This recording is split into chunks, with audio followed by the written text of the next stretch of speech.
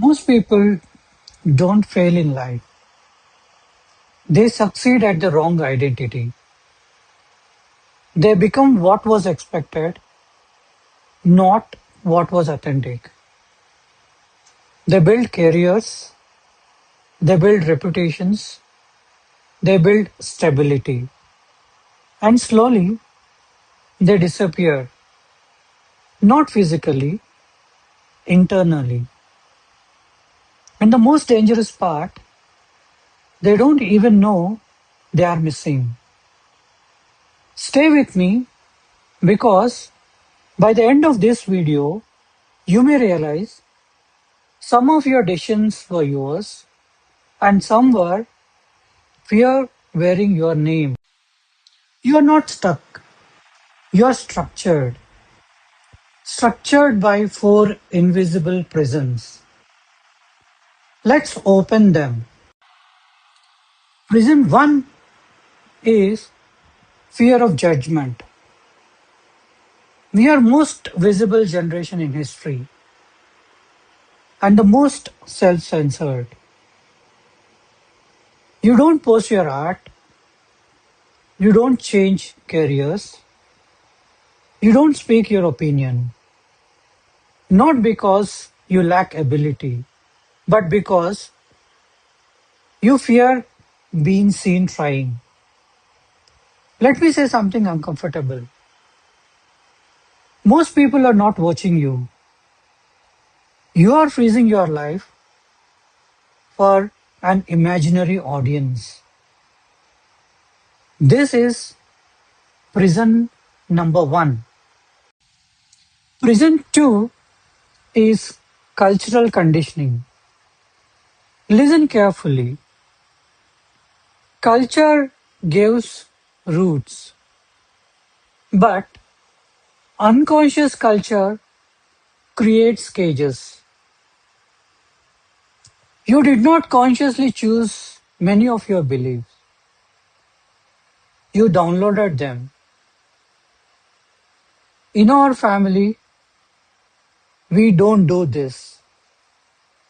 Men don't cry and men should not cry.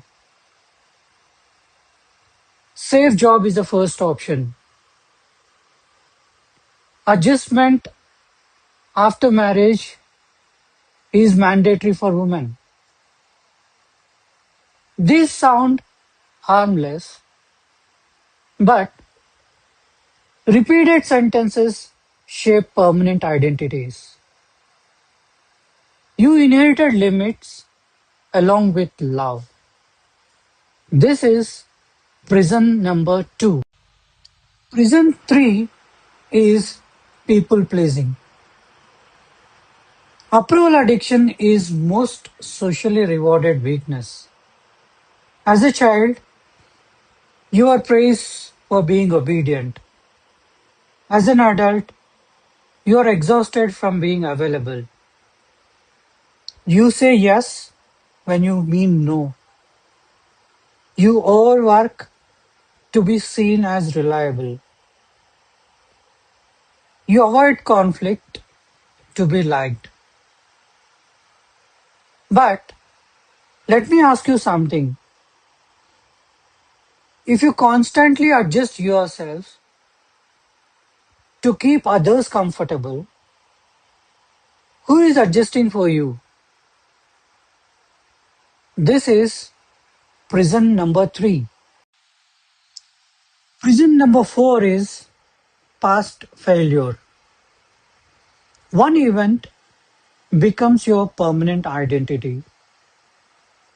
Failed business, you say, I'm not good at business. Bad exam, you say, I'm average. Divorce, you say, I'm broken.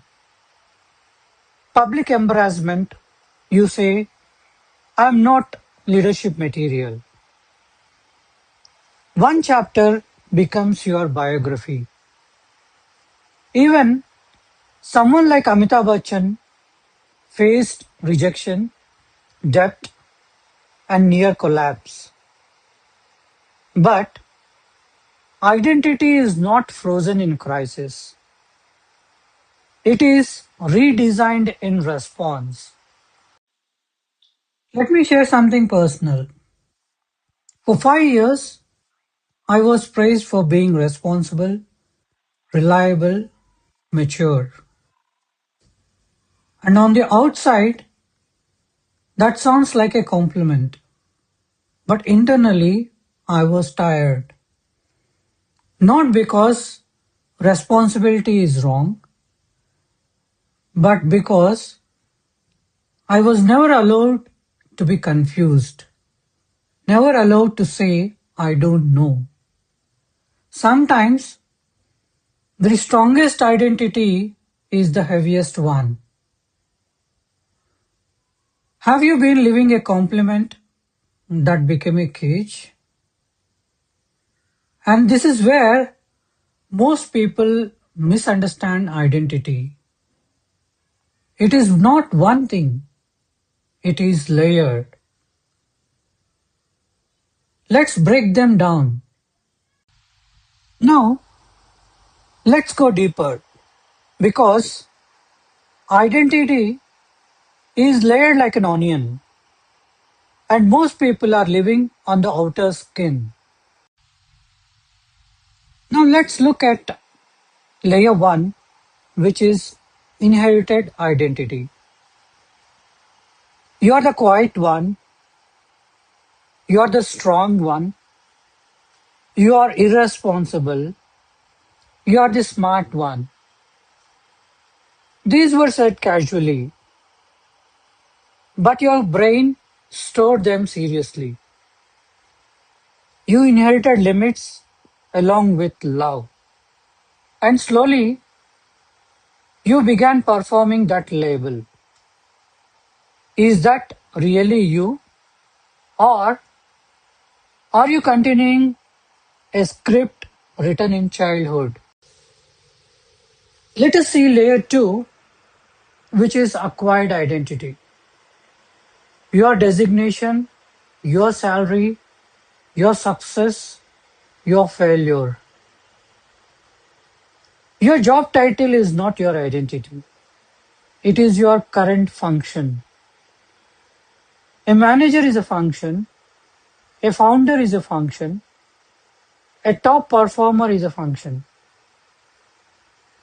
But if tomorrow the role changes, who are you? If your LinkedIn bio disappears, do you disappear? That question makes people uncomfortable. Good, stay there. Let us see layer 3, which is projected identity. This is how others see you. If they see me as strong, I must not break. If they see me as mature, I must not complain. The strong one in every family is often the loneliest one. You become an emotional performer, not an emotional being. And slowly, you forget how to be vulnerable. Let us see layer 4, which is suppressed identity. This is a painful one. The corporate leader who wants to teach, the engineer who writes poetry at night, the business owner who wants to paint. Hidden talents don't die loudly, they suffocate quietly. And one day, you wake up successful but unfulfilled. Let us see layer 5, the authentic identity. Now listen carefully. Authentic identity is not dramatic rebellion. It is a simple question. Who are you when no one is watching. No applause, no criticism, no comparison.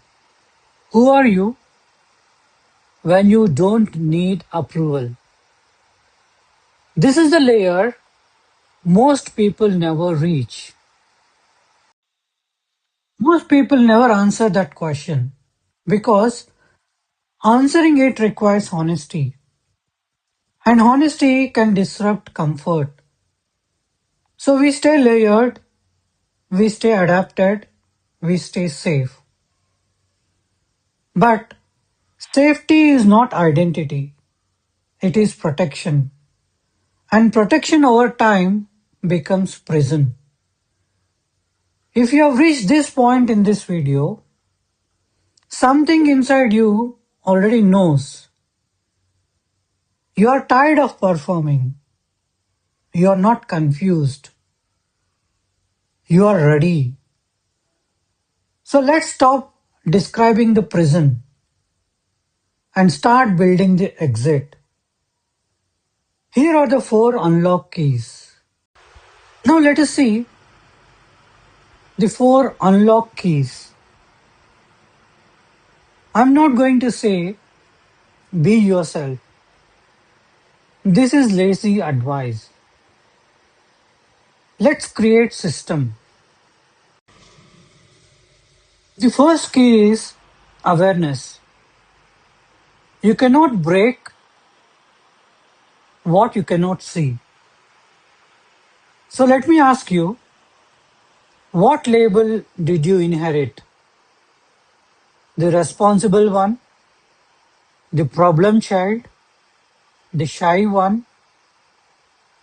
Type 1 in the comments. Because when you name it, you weaken it. The second key is acceptance. Acceptance is not surrender.